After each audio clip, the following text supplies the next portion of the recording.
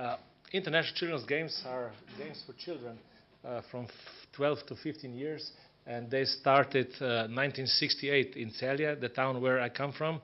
They started by sport teacher, Professor Method Clemens.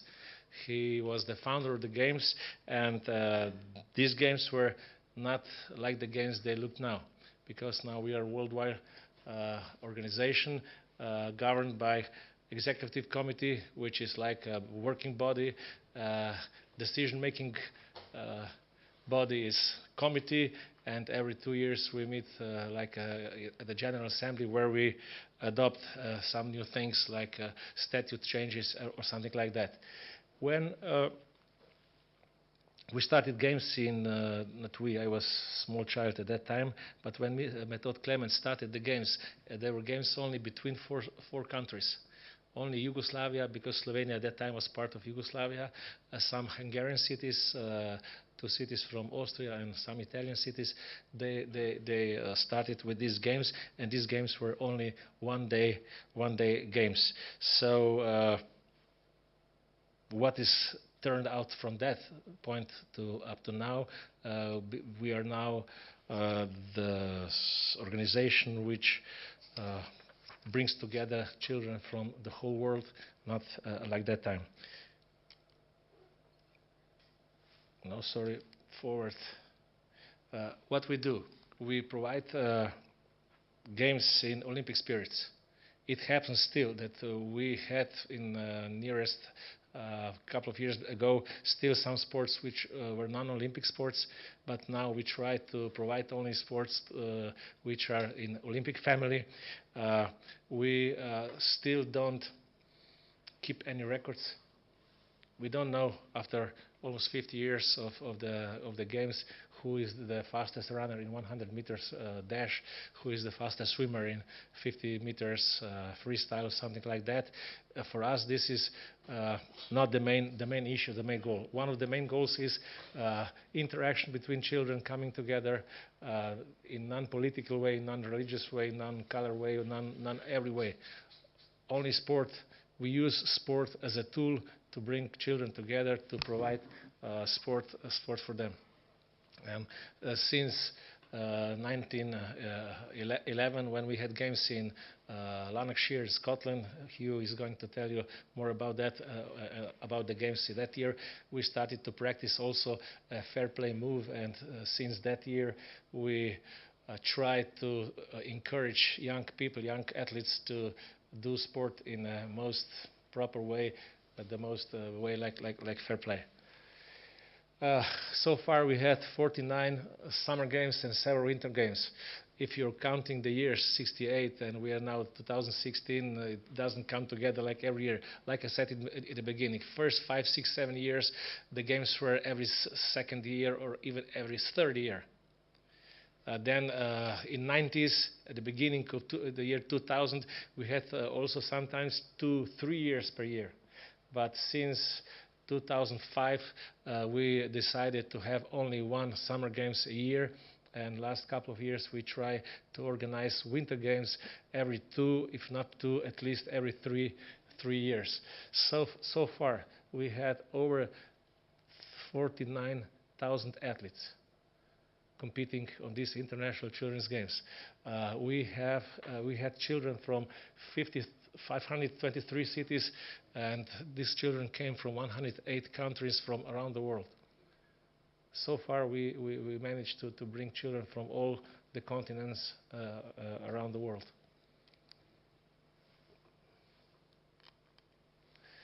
How the games look like.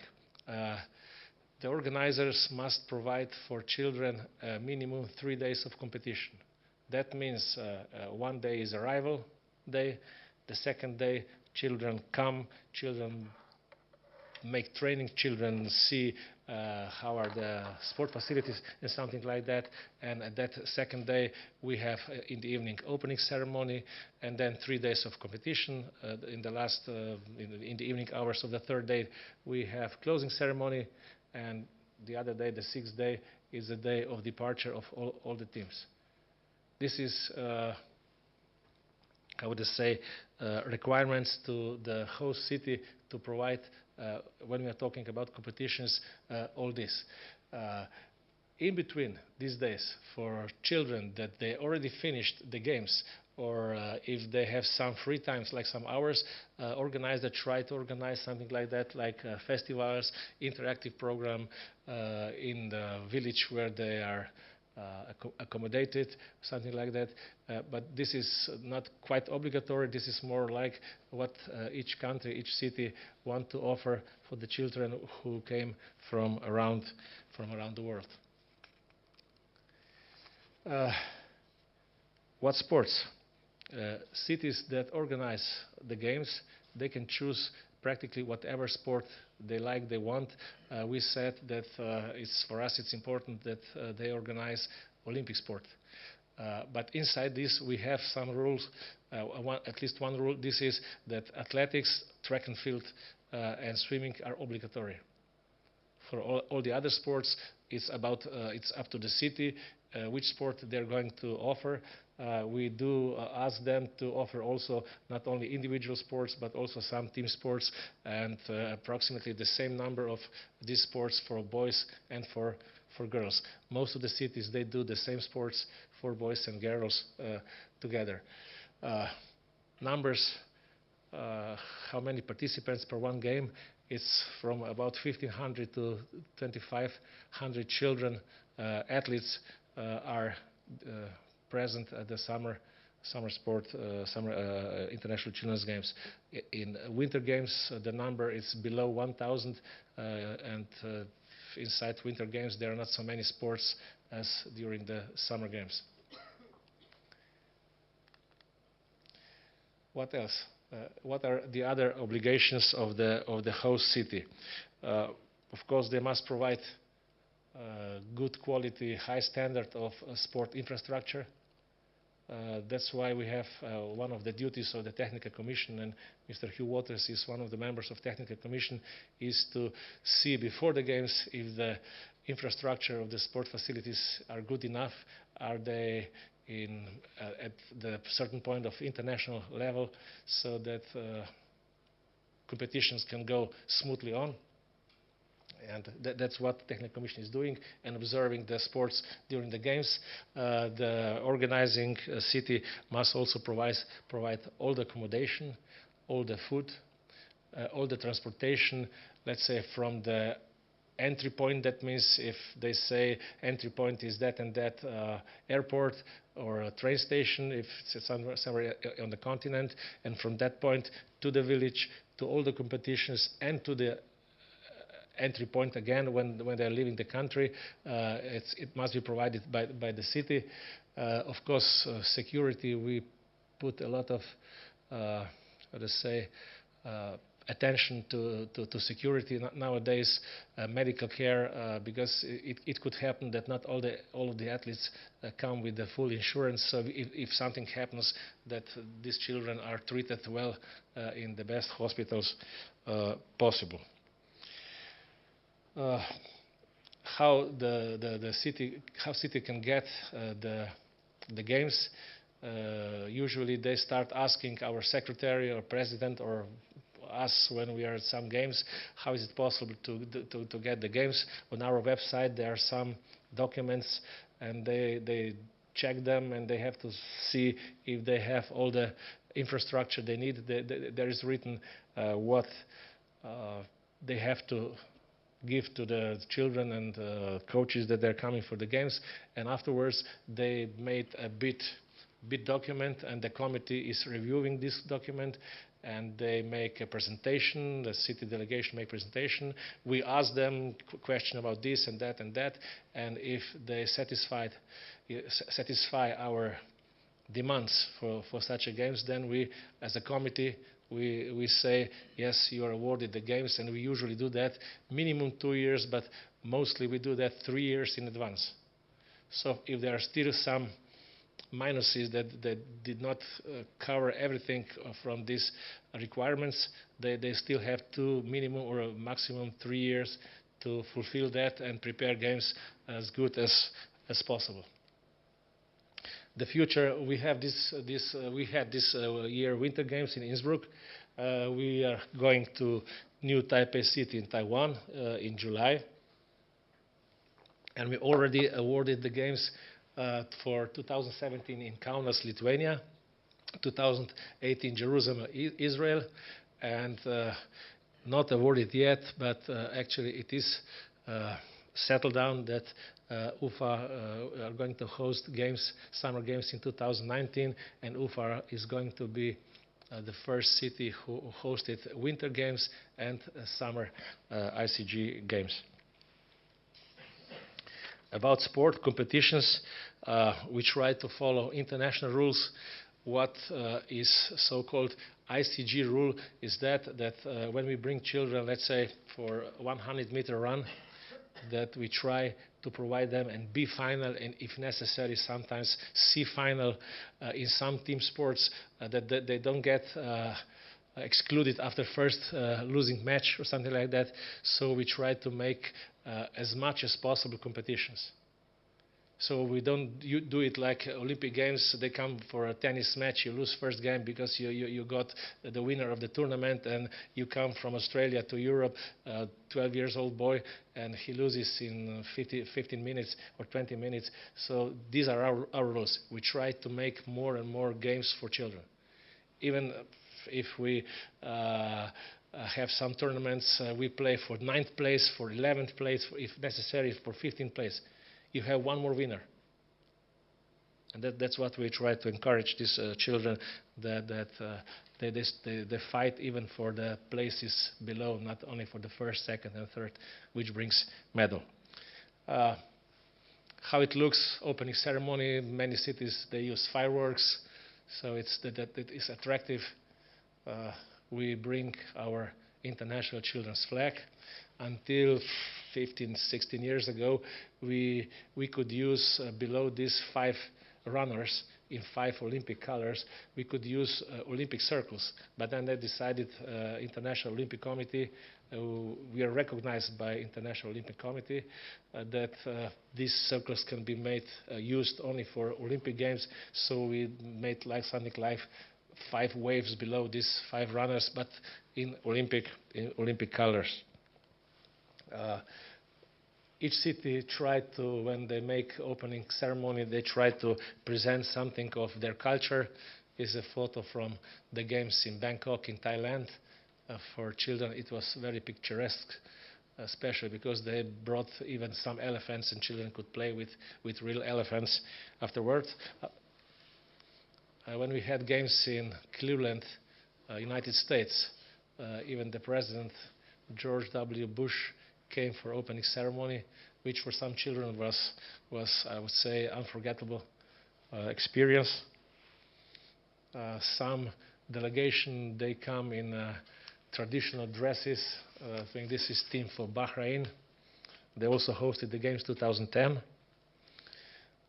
Closing ceremony, it's like at the real Olympic Games, a little bit more, not that in order, but they come more like that.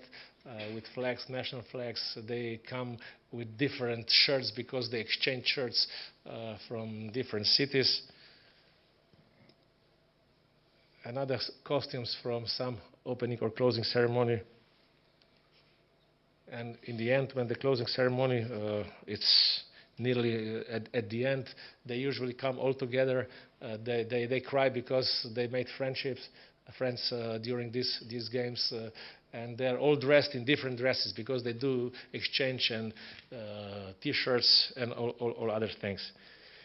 The office of ICG is, this is written in our statute. It's always in where the seat of the president, where the president is living. Our president is Thorsten Rasch. He lives in Darmstadt, where is also our Secretary General, Richard Smith. This is the address of our office, and we have also our website, which is not quite updated every day, but you find, if you want to check it, you find all the data you need to see how our organization is working. And only a couple of words about Slovenia National ICG Committee. In our ICG statute, it says that if there is a country in which at least two cities organize the games, they can make something like national ICG committee. In Slovenia, we started, and 6 Slovenian cities already organized the games. And in 1995, we established Slovenian National ICG Committee, and we are working since then. We have at the moment 14 member cities, and we already organized 14 in national ICG games. It's in the manner like the games were organized in 1968. It's one-day competition, but it's not only in athletics. Still, swimming and athletics are obligatory, like in the real Olympic ICG games. And then the host city is offering some team sports also for boys and girls. One-day competition. The protocol is the same at real international children's game. We bring the flame, we raise the flag, the cities, they go behind the city flags, and we have closing ceremony. We declare also fair play move, something like that. And our national games, there for about 700 to 900 participants each year. This year we have games usually third Friday in May. This year games were held in Kran. And that would be all from my side. It was, I would say, very boring because it's more or less data. So if you have any question, I would be pleased to answer if I can answer.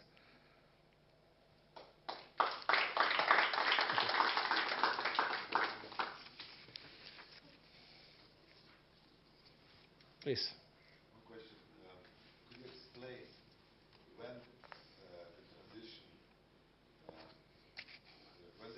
When you started the games in Slovenia, 68 or 68? No, the games like the committee was established in 1995, but the first game started, I would say, in 1999. Then first. You mean international games? International games.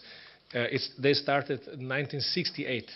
So when the movement scale up? Practically every next games, they were bigger.